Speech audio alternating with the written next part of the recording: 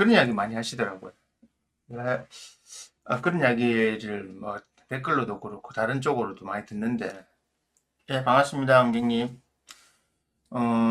왜 자꾸 부정적인 이야기만 하느냐? 아니, 저는 부정적인 이야기를 하려고 하는 게 아니고, 있는 사실, 앞으로 일어날 사실을 그대로 말씀드리고, 가능하면 여러분들이 좀 좋은 선택을 할 수 있도록 알려드리는 사람이잖아요. 앞으로 일어날 일이 나쁜 일이 많으니까 나쁜 일에 대해서 말을 많이 하는 거지. 제가 정치인들은 나쁜 일이 있어도 거짓말을 많이 하죠. 덮어가지고 다른 말로 많이 하니까. 거짓말을 많이 해야 되잖아요. 그렇지만 저는 거짓말 할 필요가 없는 사람이고. 그리고 요번에 재밌는 발표가 하나 났는데, 이거는 뭐 사담이지만, 우리나라가 지금 6,500만 불 딱 맞췄어요. 딱 맞췄는데 이틀 만인가 하여튼 그 안에 몇억 불 수출 대가 6,500만 불 딱 맞췄어요. 딱 맞춰가지고 지금 정부에서 뭐라 하냐면, 자 봐라, 우리나라 1년 내내 이렇게 수출 잘했고 6,500만 불 수출을 하는 그런 국가가 됐다. 그래서 우리나라는 잘 되고 있다. 경제 상황이 좋다고 말을 하는 거예요. 그 뜯어보면요, 잘 된 게 아니거든요. 특히나 마지막 12월 달에 그 진짜 웃긴 이야기입니다. 반도체 수출이 사실은 우리나라는 주력이니까 반도체 수출이 거의 40% 이상을 잡고 있는데, 반도체 수출이 잘 됐어요, 그동안. 뭐 1년, 그러니까 반도체 수출은 1년 그 12개월 한 달 내 매달 다 잘 올라갔어요. 그건 자료들 보시면 나오는데, 문제는 뭐냐면 반도체 수출이 잘 됐는데 그, 내, 그 내년에 할 것까지 미리 계약된 것까지 다 이쪽으로 붙여가지고 요번에 딱 넘어갔어요. 문제는 양이 많이 팔린 게 아니라고요. 특히 환율이 급등했잖아요. 환율이 계속 올라왔기 때문에, 무슨 말이냐면 환율이 올라가면 수출 기업은 유리합니다. 그죠? 당연히 옛날에 1,500원 팔던 걸 1,500, 옛날에 1,400원 팔던 걸 1,450원에 파니까 수출 기업은 좋지요. 그리고 수출 기업과 수출 대금으로 받는 거는 달러로 받으니까 좋겠죠. 문제는 국내 내수 시장은 그게 아니잖아요. 그러니까 수출만 보지 마라 이거죠. 그리고 수출 전체가 잘 됐느냐, 아니면 환율이 올라감으로 인해서 계산상 수출을 많이 한 것으로 보이느냐, 이게 눈속임이거든요. 대부분의 사람들은 수출을 많이 됐다. 지금 이게 경제가 이렇게 어렵고 국가 정세가 어렵다 하더니, 아이고, 우리 6,500만 불, 6,500달러나 수출했네. 수출 많이 했네. 아이고, 잘 됐네. 우리가 잘 되고 있네라고 착각하게 만드는 게 바로 이런 겁니다. 수출이 많아진 게 아니고, 수출의 질이 중요한 게 아니고, 환율 급등으로 인한 것이 20몇 프로 가량 올랐다고요. 그러니까 환율 급등으로 인해 가지고 우리가 원래 수출한 양보다 높게 계산이 된 겁니다. 자, 그런데 문제는 이 돈들이 한국으로 들어와야 되는데, 반도체, 현대자동차 같은 그런 데들은 그 돈을 한국으로 갖고 와서, 그러니까 이런 거잖아요. 옛날 박정희 때처럼 수출을 많이 하면 삼성물산이나 현대 같은 데서 그 수출 금액을 달러를 들고 와가지고 한전을 하나로 바꾸어서 사람들에게 풀어야 되죠. 풀어서 사람들이 보너스도 받고 월급도 많이 받고 해가지고, 뭐 집에 고기도 사 먹고 뭐든 뭐 옷도 사고 막 연말 이래가지고 내수가 진작이 돼야 되는데, 요즘 대기업들 그거 안 하거든요. 특히 바이든 때 미국에 공장 만든 현대라든지 삼성 이런 데는 그 돈들을 한국으로 가져오지 않아요. 그냥 뭐 미국에 반도체 수출을 했잖아요. 그럼 미국에 수출한 걸 다시 미국 그 회사로 계정을 잡아가지고 하면 미국에 재투자가 되는 겁니다. 미국 입장에서 볼 때는, 삼성이 우리에게 수출도 많이 해갔는데 투자를 많이 했네. 결론은 그 돈이 한국으로 들어오지 않는다고요. 수출을 많이 하면 뭐합니까? 그 돈 대부분이 한국에 들어와서 그 회사에 있는 사람들이, 임직원들이 돈을 받고 그거를 풀어가지고 내수가 진작이 돼야 되는데 안 되잖아요. 그래서 안 된다는 겁니다. 이게 정말 웃긴 거예요. 눈 가리고 앙호하는 거고 거짓말하는 거 이런 거거든요. 그래서 제가 부정적인 이야기를 많이 한다. 저보다 부정적인 이야기 많이 하는 사람들 많아. 유튜브 찾아보세요. 그 제가 자주 보는 그 박종훈 요즘 책을 내시는 작가죠. 기자 안 하니까. 박종훈 작가는 뭐 제목 저보다 더 하더만, 다 망한다고 해놨더만. 다 망한다가 팔아라. 부동산 올해 다 팔아라. 올해 다 망한다. 금리 때문에 망한다. 그거 하잖아요. 그 뭐 표현을 아예 뭐 하루에 두 번씩 그 내면서 전부 2025년 망함, 부동산 망함이로 아예 대놓고 있잖아요. 근데 안 그렇다고 지금 2025년 부동산 사라고 하는 사람들 부추긴 애들이 있어요. 이거 듣지 마세요. 그거 망한다니까요. 여러분들이 지금 그 부동산을 살 수 있는 상황이 됩니까? 무시하는 게 아니고 상황이 안 되잖아요. 그런 겁니다. 자, 그러면 소대 좀 말씀을 좀 드렸고, 자, 2025년 부정적인 전망과 예측밖에 없나? 일단 부정적인 전망과 예측이 상당히 많습니다. 그 외에 없는 것이 아니고 부정적인 전망과 예측이 너무 많다는 거고, 그러면 긍정적인 거는 없을까? 점점 올라가는 거 있죠. 올라가는 것도 있는데, 저는 주역을 바탕으로 세계 경제나 세계 정치 흐름에 대해서 이야기하고, 그리고 각 개인은 여기서 어떻게 살아남는가 방법을 사주 명량을 바탕으로 하는 거죠. 이런 사주들은 살아남을 확률이 많다.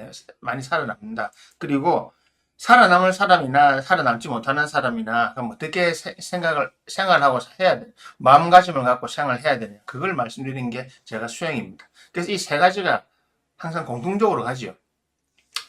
주역으로 세상을 보고 사주로 여러분들 개인을 판단하고 그리고 수행으로 여러분들이 이 상황을 어떻게 대처해 나가야 될지에 대해서 이야기를 하는 거거든요. 자, 그러면 부정적인 전망과 예측밖에 없나? 일단 90% 이상은 다 부정적인 전망밖에 없습니다. 정치와 경제는 정치, 민주주의, 경제, 자본주의 이것이 지금 20세기에서 20세기를 거치면서 살아남는 거잖아요. 사회주의는 거의 망해갔고 사실은 사회주의는 전부 자본주의를 이식하고 있고 그리고 공산주의 그 경제 체제를 갖고 있는 나라는 전부 다 거의 어렵게 되어 있죠. 사회주의 체제와 공산주의를 갖고 있는 데는 거의 못 버티고 있습니다. 사실 대부분 다. 브라질이 대표적인 거고 중국이 대표적인 거고 러시아가 마찬가지잖아요. 그런 것처럼 이미 자본주의가 확실하게 남아있고 민주주의가 남아있습니다. 그러면 민주주의의 민주주의라고 하는 정치 제도는 정당 정치죠. 그죠? 의원 정치. 예, 안녕하세요, 행우님. 의원 정치잖아요. 그래서 정당 정치를 가지고 정당을 만들어서 국민의 투표권을 만들어서 국회의원을 뽑고 그 다음에 정당을 그 국회의원 정당에 속해가지고 국회의사당에서 서로 의견을 주고받으면서 국가를 발전시켜 나간 거고 그리고 삼권 분립이죠. 행정부, 뭐 의원 내각제 한 데도 있지만 대부분은 그걸 많이 하니까 행정부 수반, 프레지던트 대통령, 사법부 수반, 대법원장, 입법부 수반 누굽니까? 국회의장. 네. 그런 식으로 세계가 섞여 들어가는데 이들이 협의를 잘 하고 해가지고 그 나라의 경제를 움직여 나가야 되잖아요. 국가 정책을 세우고 국가 정책에 맞게끔 각 지자체라든지 이런 데 협조해가지고 어떤 식으로 우리가 살아가야 되느냐. 그리고 우리나라는 어떤 기간 산업을 통해서 돈을 벌어야 되기 때문에 어떤 기업들을 주도적으로 핵심적으로 지원을 해야 되냐. 기타 등등이 바로 정치인들이 큰 뼈대를 잡고 살을 붙여가지고 경제를 하게 만들고 그 실체적인 행동을 하는 사람들이 기업가들이잖아요. 그죠? 기업가들이 회사를 만들고 우리 대부분은 그 기업들에 속해서 샐러리 캡을 월급을 받으면서 그 돈으로 내수를 돌리며 생활을 하고 있는 겁니다. 그렇다면 제일 중요한 것은 1번 정치가 어떻게 안정이 되느냐 제일 중요합니다. 2번 그리고 정치 안정을 바탕으로 해서 올바른 경제 제도를 갖고 있느냐가 제일 중요한 거거든요. 근데 이미 정치는 대한민국은 꽝 됐어요. 미국 대사가 얼마 전에 이 취임식을 하면서 이야기했잖아요. 그 실제로 이제 본인이 밝혔죠. 김어준 씨가 전화를 받았다는 데가 누구냐는 거 본인이 암묵적으로 시인을 했어요. 본인이 미 대사. 그러니까 김어준 씨가 작년에 그랬잖아요. 그 개명 선포했을 때 우리나라의 대사관을 둔 우방국으로부터 정보를 받았다. 그게 누구냐가 왈가왈부 했는데 대부분 다 미국일 거라고 판단했는데 이번에 국회 미국 대사가 이 취임식 하면서 뭐 yes는 아니지만 no라고 안 했거든. 뭐 그래 알아 이런 거죠. 그래 뭐 내가 왜 yes라고 말하는지 알지? 내정 간섭이 될 수 있으니까 안 한다. 하지만 그거다.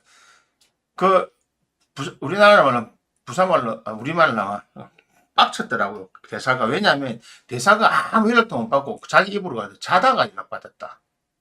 자고 있었는데 전화가 왔는 자고 있다가 전화 받았는데 누군가가 나한테 연락 왔더라. 뭐 외교부 누군가 연락 와서 뭐 자고 있는 일날 상황 설명하더라는 것이. 지금 뭐라고 우리가 계엄령 뭐라고? 계엄령을 선포한다 이런 거거든요. 뭐 이게 뭐가 중요하냐면 대한민국에서 계엄령이나 이런 걸 선포를 하려고 하면 미국과 협의를 해야 됩니다. 최소한 미국과 협의를 어떻게 합니까? 미 대사한테 며칠 전에 우리 이런 거 할 것 같은데 하려고 준비하고 있는데 이래 하려나? 그러면 미국 대사관에서 미 정부에 보내가지고 그거 왜 하느냐 이걸 조율한다면 좋다 그러면 어느 정도까지 가이드라인을 정해주고 합니다. 이건 박정희도 했고 전두환 때도 했어요. 전두환 때도 너 했는데 한 거잖아 자기들은. 근데 그거 안 한 거죠. 그러니까 미국 대사가 한마디로 자기 표현 그대로 한국말로 빡친 거예요.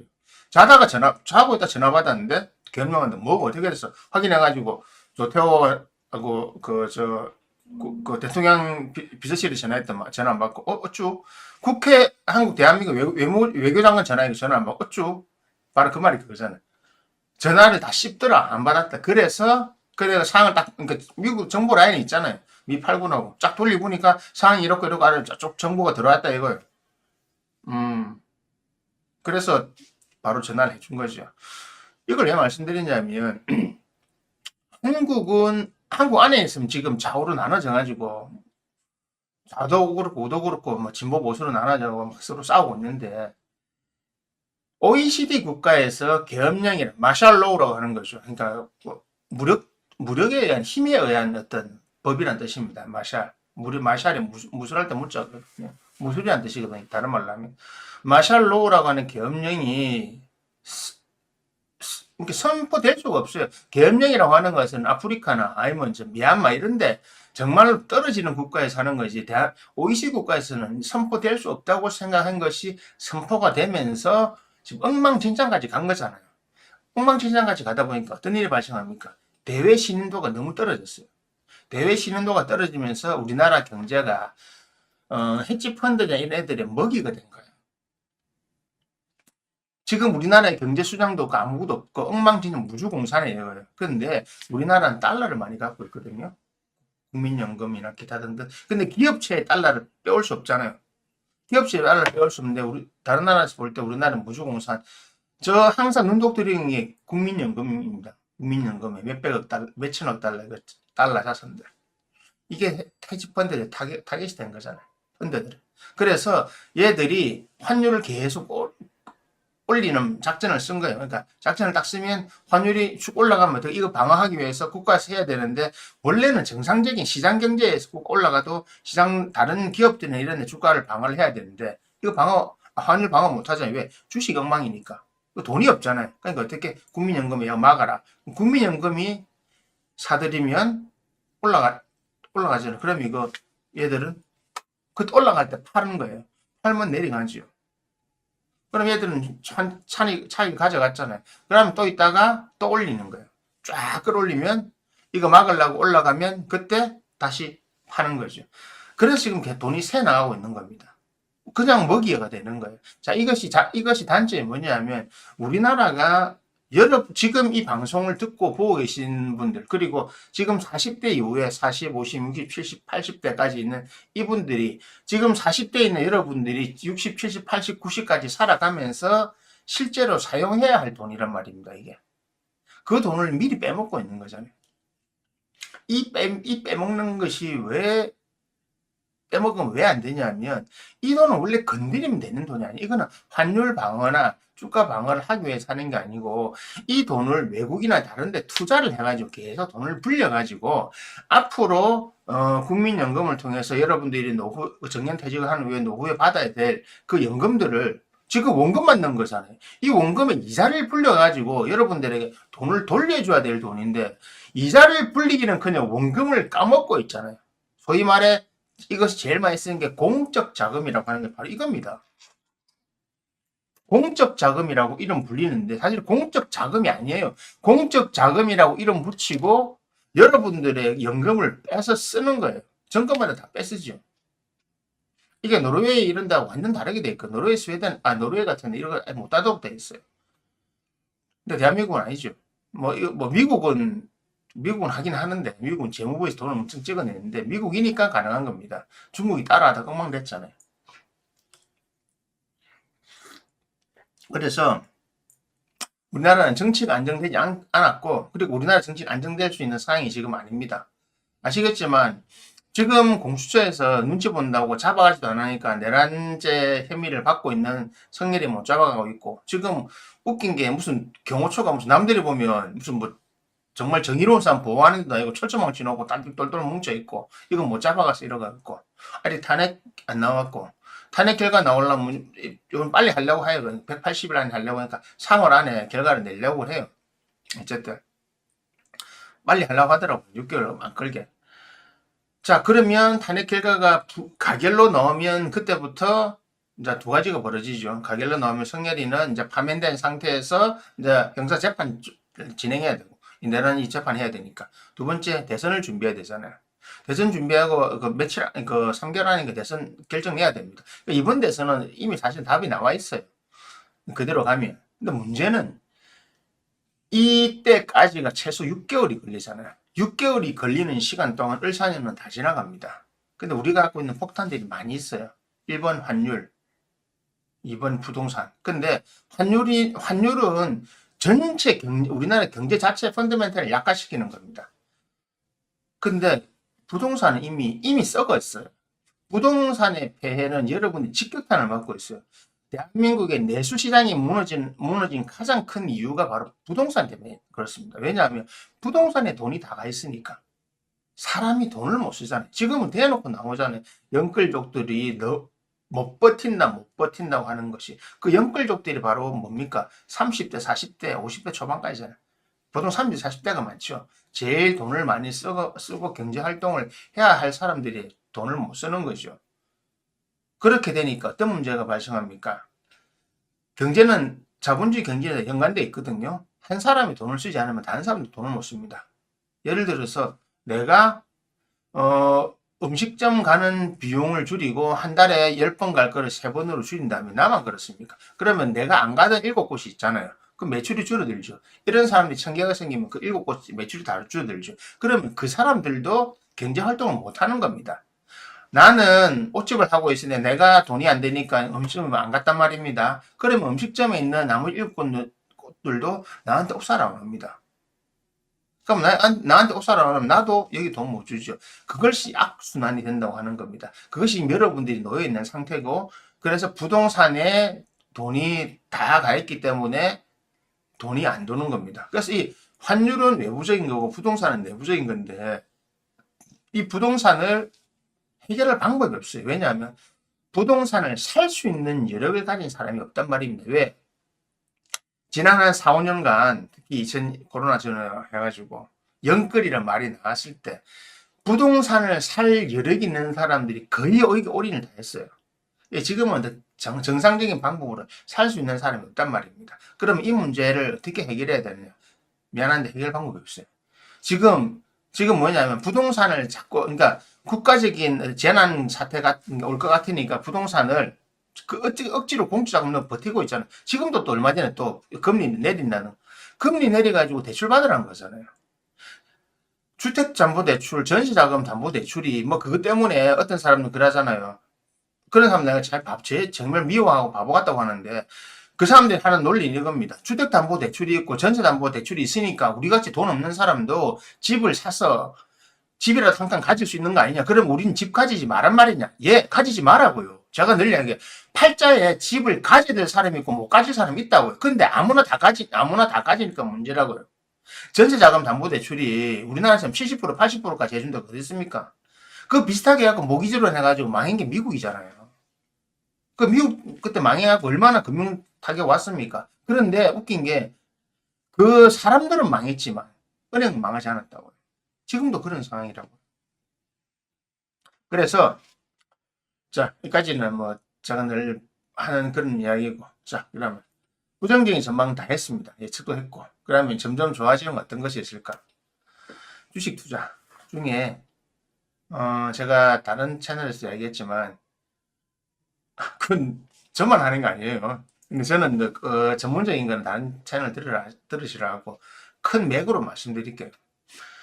지금 국제 정세는 이런 겁니다. 절대 강자 한 명, 유나이티드 스테이트 오브 아메리카, 그리고 절대 권력 한 명, 트럼프.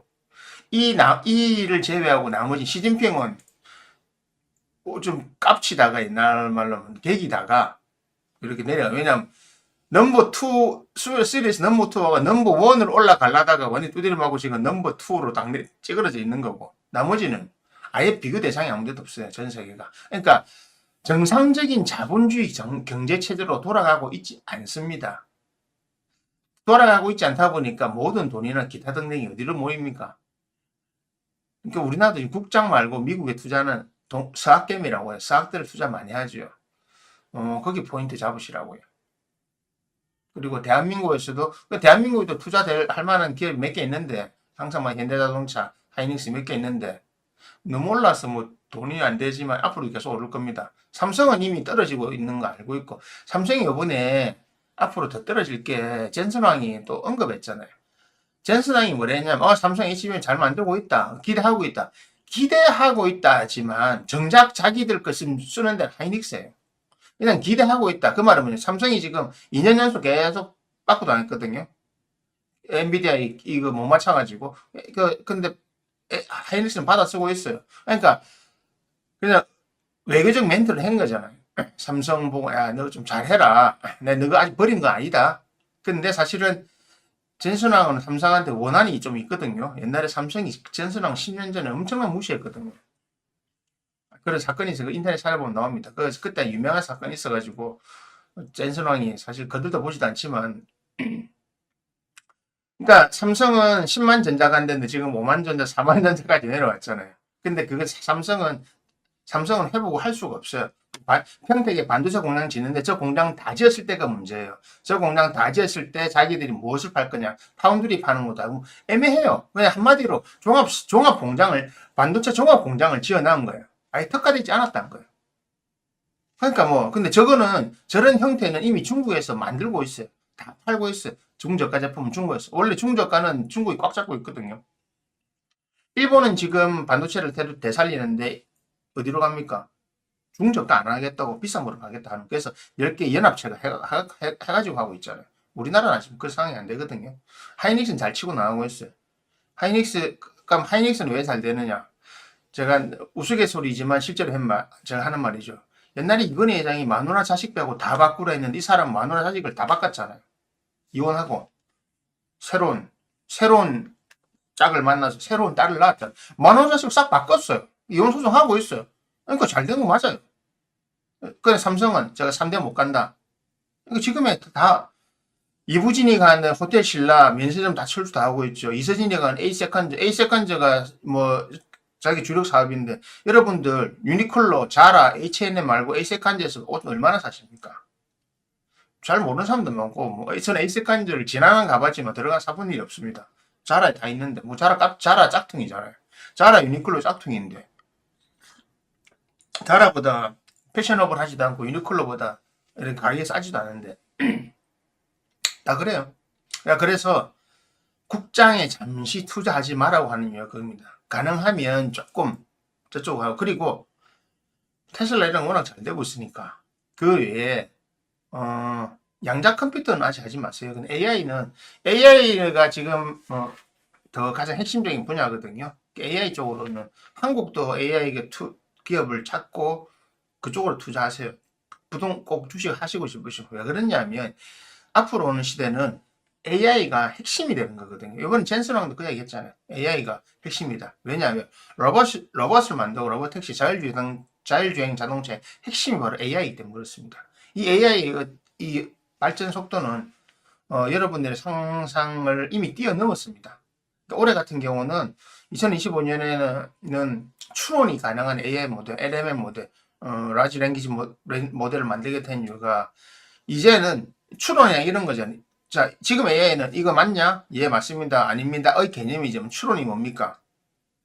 강아지들이나 어린애들이 주인 부모와 제일 처음 하는 어떤 거래적 행위가 뭡니까? 추론이죠. 자, 이런 거 어릴 때 깐난하기 때는 애 키워보시면 아빠가 좋아, 엄마가 좋아. 지 좋은데 갑니다.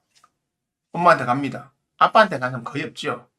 근데 나중에 얘가 조금 이제 한마디로 서너 살 된 문제가 뭡니까? 아빠가 좋아, 엄마가 좋아할 때 행동 안 하죠. 생각을 하죠. 예측을 하죠. 부모들 살피잖아. 지금 오늘 아빠가 좋아, 엄마가 좋아할 때 어느 쪽으로 가야 할까? 계산하는 거죠.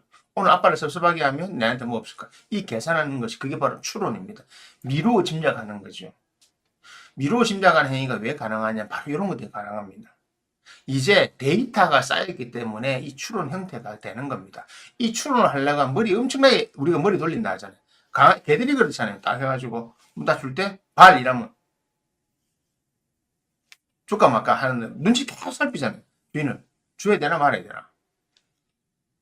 줘야 안 주면 안 되겠다 딱 주잖아요. 안 줘야 되겠다 싶으면 딱 주고 고개 돌립니다. 뭐 달라니 주는데 이렇게. 자, 왜 이렇게 되냐? 추론을 하는 거거든요, 걔들이. 이 추론이라는 게 무섭습니다. 챗 GPT 사용해보신 분들 알겠지만, 추론이 가능해지면 이 연산 속도, 처리 속도가 엄청 빨라져야 되거든요. 데이터 양이 많아지고. 그래서 이제는 CPU를 안 쓰고 GPU를 쓰고, GPU 때문에 돈 버리는 거잖아요. 엔비디아가. 엔비디아 관심 있는 분 알겠죠? 엔비디아 그 영업이익률 얼마인지 아십니까? 70% 넘습니다. 한마디로 1,000만원짜리 팔면 700만원이 남는다는 거예요. 그래서 70% 상상이 되십니까? 우리나라 대부분 제조업들은 원가 이익률이 보통 8% 미만이에요. 옛날에 식당도 사실은 제일 높은 게 원가 이익률이 30%까지 가는데 요즘은 식당은 30% 가는데 잘 없습니다. 예전에 33% 이렇게 갔거든요. 35%까지 가고 특히 칼국수 이런 것들 국수류들은 전부 30% 넘었었어요. 그러니까 1,000원짜리 하나 팔면 300원씩 남겼던 게 그냥 10년 전까지인데 지금은 그 정도 못 남겨요. 엔비디아가 잘 된 이유가 바로 이것 때문에 그렇습니다. 그래서 로보택시 할 때 일론 머스크가 작년 10월 달인가 로보택시 테슬라에서 보이면서 로봇들 쫙 데리고 나오고 택시들 데리고 나왔죠. 자율주행 자동차하고 로봇은 같은 개념으로 이해하셔야 됩니다. 제가 몇 년 전부터 제 주변 지인들이나 학생들한테 한 이야기가 있는데 앞으로는 두 가지의 산업만 살아남는다. 1. 자율주행 자동차 2. 로봇의 쓰임새가 더 다양해진다. 왜? 바이센테니얼맨 나온 것처럼 집안에 들어오면 이 로봇가 집안에서 움직이고 집 밖에 나가면 자율주행 자동차가 나를 데리고 다닐 건데 그 핵심이 바로 휴대폰이다. 스마트폰을 통해서 이 모든 걸 다 조종하고 컨트롤하는 건데 이것이 앞으로 될 거다. 된다. 그렇기 때문에 이것이 지금 현재 안 되는 이유는 소프트웨어 문제 때문에 그렇다. AI. 자율주행을 할 수 있는 AI 데이터가 아직 안 돼서 그런 거예요. 그런데 이것이 해결되고 나면 된다. 그래서 그 로봇 쪽으로 투자를 했던 사람 중에 한 명이 손정이었습니다. 자율주행 자동차 그때 당시 테슬라하고 여러 개 했는데 결국 테슬라가 살아남은 거고. 결국 소프트웨어거든요. 이 AI 소프트웨어에 관련된 투자는 꼭 해놓으십시오.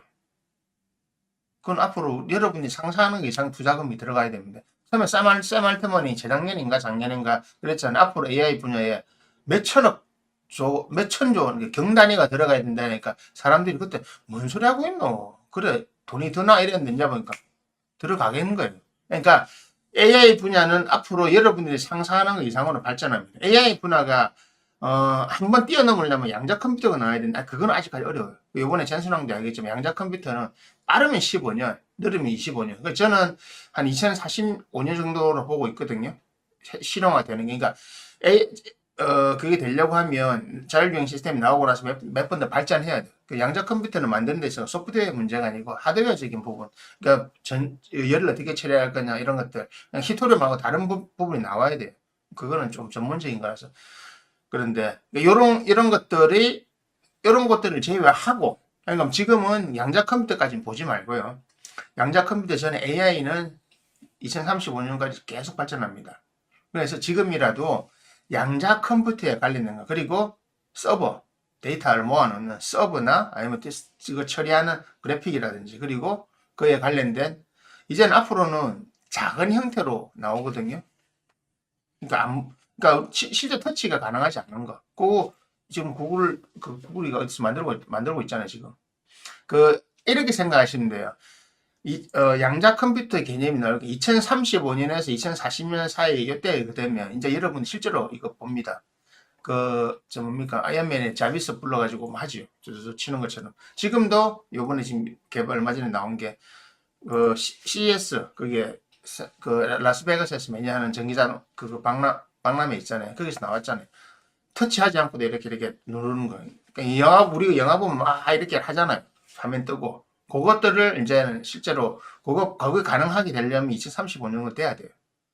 소프트웨어가 만들어요. 그 다음에 이게 만들어지는 거거든요. 그러니까 그런 쪽으로 투자하시는 거는 됩니다.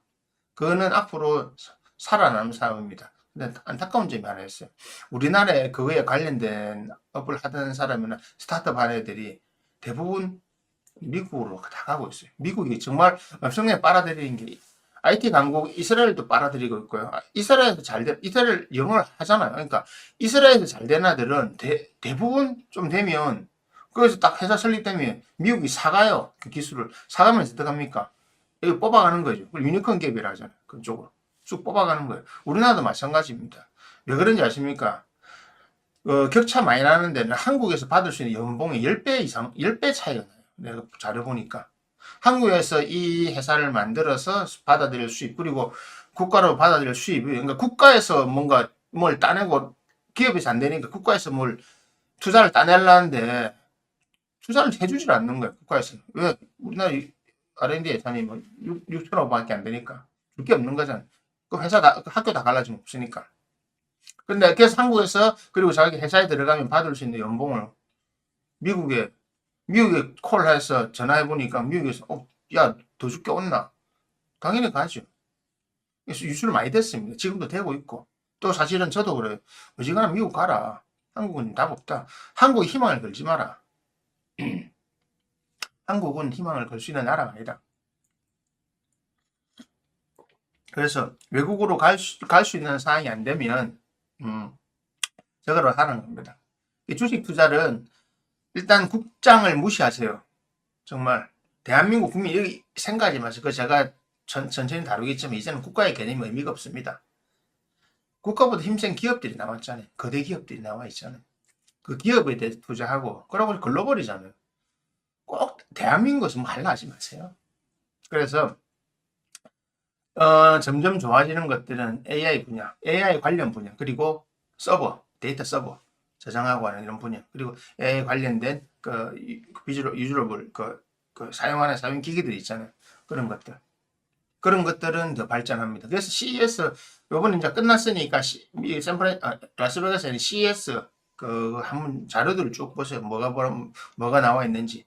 우리나라 LG나 이런 데도 이제 집 안에서 옛날에 유비 커터즈를 했던 거, 그걸 실제로 이제 구현을 해내고 있단 말입니다. 그 제가 아까 말씀드린 거 그대로 나와요. 집 안에 들어오면 그 사람이 맞게끔, 그 사람이 원하는 대로 집 안에 조명하고 뭐 싹 다 되는 거. 그것을 이제 말하지 않아도 아는 거예요. 왜? 컴퓨터, 내 스마트폰에 항상 나를 체크하고 있기 때문에. 그게 그 상황이 되는 겁니다. 자, 그러면 앞으로 그런 것들 누릴 수 있는 사람은 경제력이 있는 사람이겠죠. 그런 걸 못 누리는 사람은 경제력이 없는 사람이겠죠. 경제력이 있는 직업은 누가 가지고 경제력이 없는 직업은 누가 가지느냐.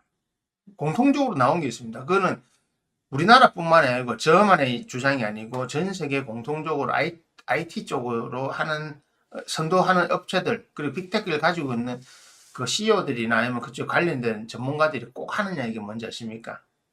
앞으로는 블루 컬러든 화이트 컬러든 이제는 정교한 기술을 요하는 것은 전부 AI로 대체된다. 이거는 AI와 로봇 자동화로 대체되는 겁니다. 이거는 이미 거스를 수 없는 행명이다. 거스를 수 없는 길이고 이미 그쪽으로 가고 있고. 그러니까 이제는 대한민국의 현대자동차 같은 경우도 마찬가지. 저 노조는 그냥 나중에 공장 폐쇄하면 끝이에요. 없어집니다. 노조 신경 쓸 필요가 없는 겁니다. 왜? 기가팩토리로 돌릴 거기 때문에.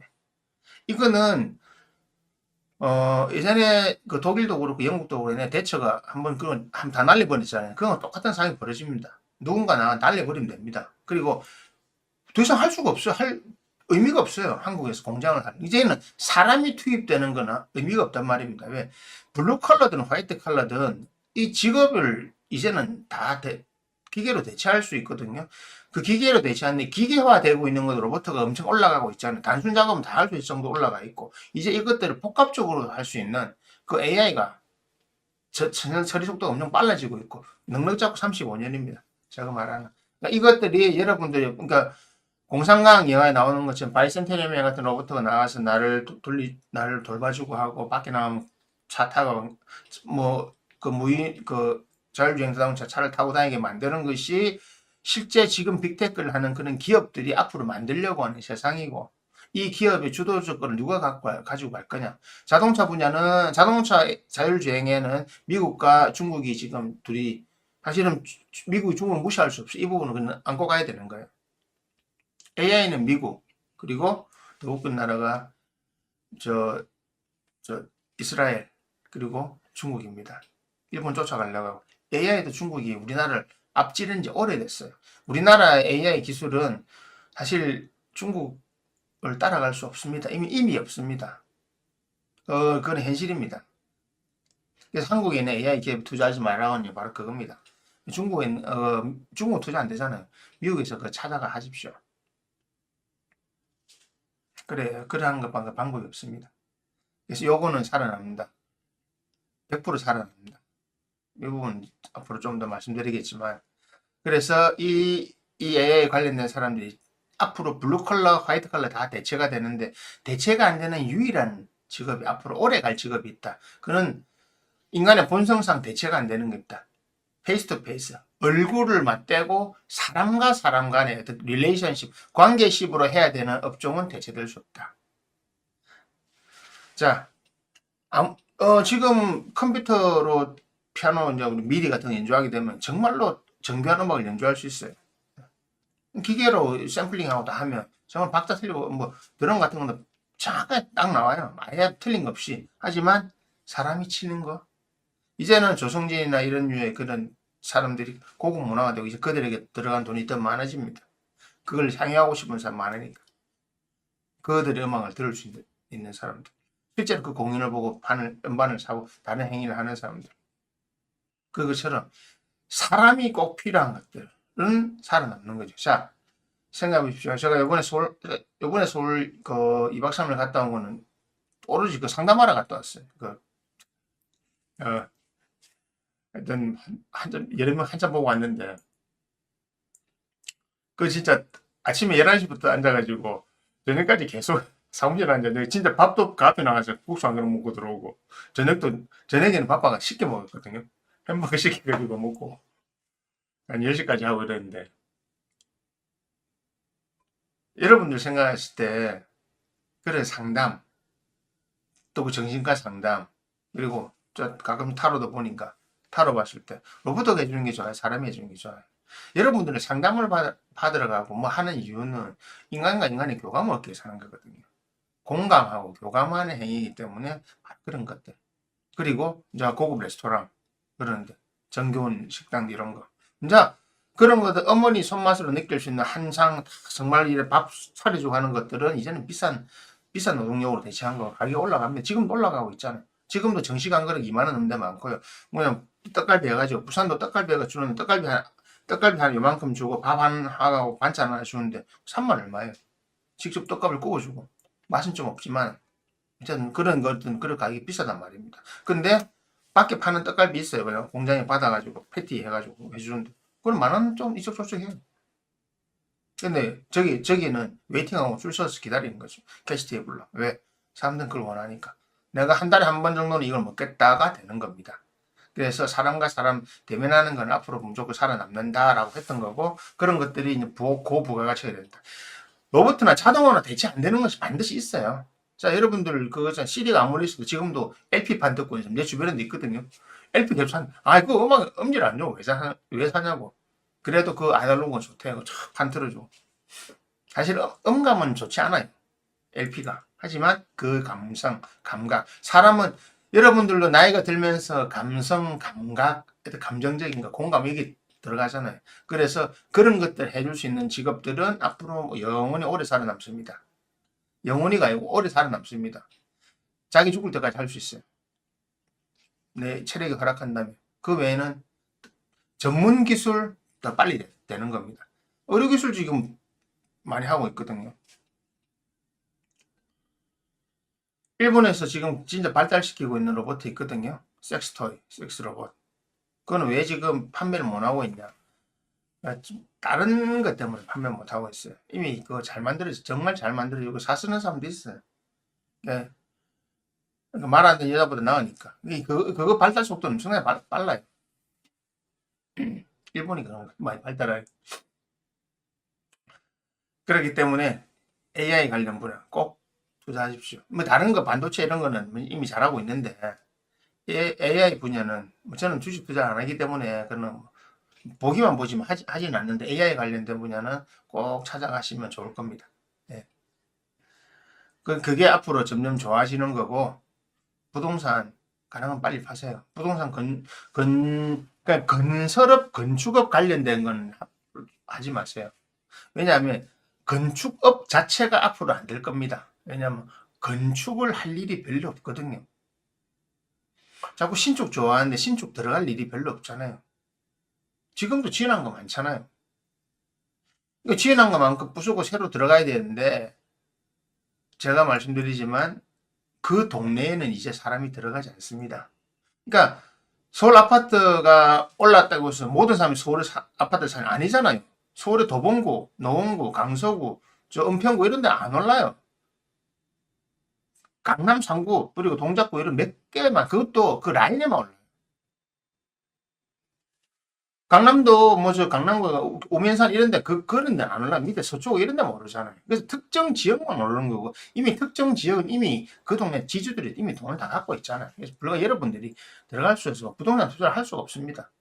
그리고 거기 건물 짓는 건 이제는 다른 형태로 짓는단 말입니다. 지금 우리나라 LH에서 그 많이 짓잖아요. 청년주택. 이제 그거를 다른 우리나라 와서 다른 회사에서 바꾸실 겁니다. 그거는 조금 정권 바뀌고 나면 또 확실히 될 겁니다. 그래서 건설업에 관련된 주는 재미없습니다. 지금 우리나라 롯데건설, 신세계건설, 신세계는 저것만 때문에 버티고 있는 거, 롯데는 이미 무너진 지 오래됐고, 롯데가 어느 정도 심각하냐 내가 이번에 느꼈습니다. 그런 일이 좀 있었어요. 상담 4명 했는데 큰 기업 다니시는데 이상하다.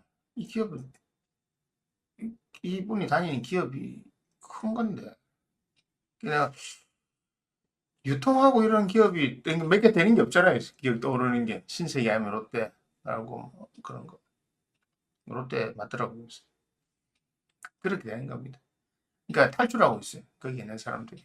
사실 롯데는 이미 뭐 거의 지금 체질 개선을 해야 되는 상황이거든요. 주력 산업 몇 개만 남기고 없애야 됩니다.